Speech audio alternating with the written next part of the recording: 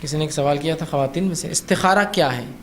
اس کا معنی کیا ہے اور یہ کس طرح کیا جائے؟ دیکھیے استخارہ جو ہے یہ اللہ سے مدد طلب کرنا یا مشورہ لینا ہے کسی مسئلے کے اندر، استخارہ اس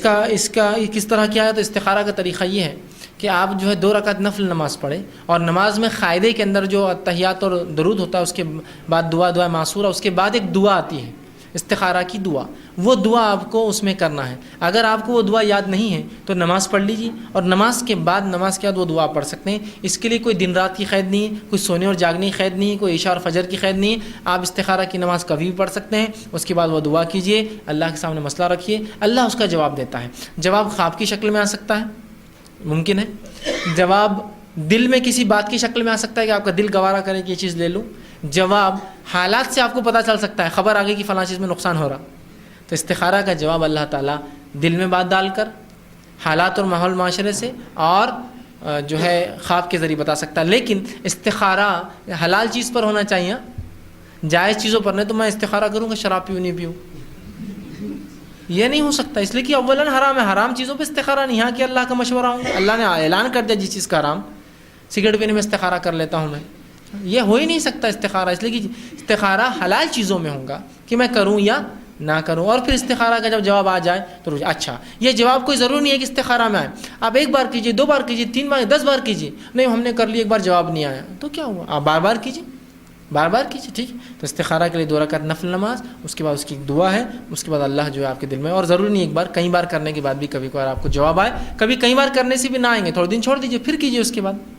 یا پھر جواب آ رہا ہوں گا آپ سمجھ نہیں پا رہے کہ اللہ کا بتا رہا ہے اشارے کنارے سے کہ یہ نہیں ہے، درست نہیں ہے، پھر بھی آپ نہیں سمجھ رہے تو اس کو سمجھنے کی ضرورت ہے۔ لیکن میرا استخارہ آپ نہیں کر سکتے اور آپ کا استخارہ میں نہیں کر سکتا ہوں۔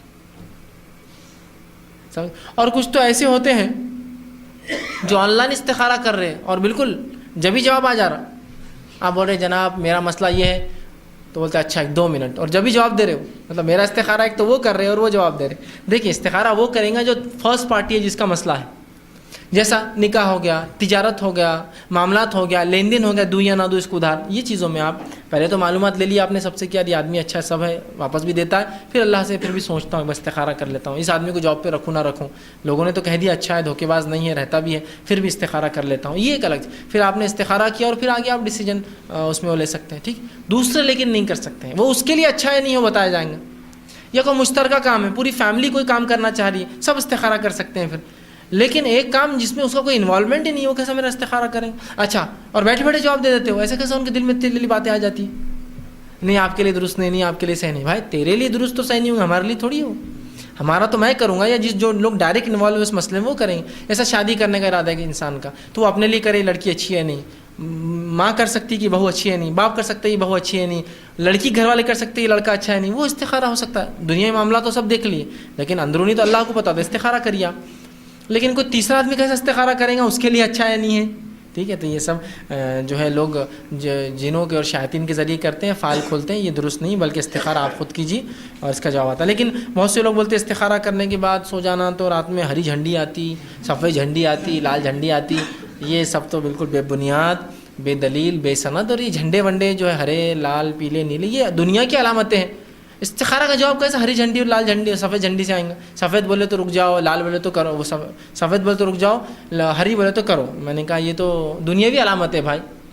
ٹرینوں کو جھنڈی دکھاتے یا وہ کہ ہری جھنڈی مطلب جاؤ، اور سفید رکنے کا تو نہیں رہتا، کمپرومائز کی رہتی ہے بھائی، ٹھیک ہے تم بھی صحیح ہم بھی صحیح مان لو، ہے نا۔ اور میں نے کہا کبھی اگر اورنج آ گئے تو کیا کرو، رک رک کے کرو،